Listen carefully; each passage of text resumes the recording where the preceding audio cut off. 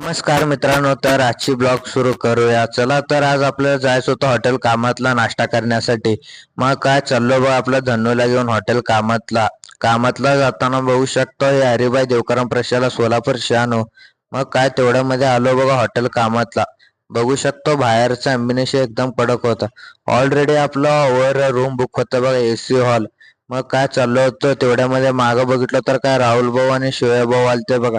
मग चाललो बघा रूम मध्ये. मग जाताना एक व्हिडिओ काढाव म्हणून काढलो बघा व्हिडिओ. मग काय आपले सगळे स्टाफ सर मॅडम आलते बघा.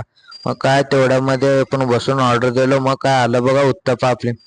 इथली उत्तप्पा म्हणजे एकदम कडक हो. मग काय उत्तप्पा ओढ ओढ ओढलो बघा, एकदम मस्त वर लोणली लावून दिली बघा.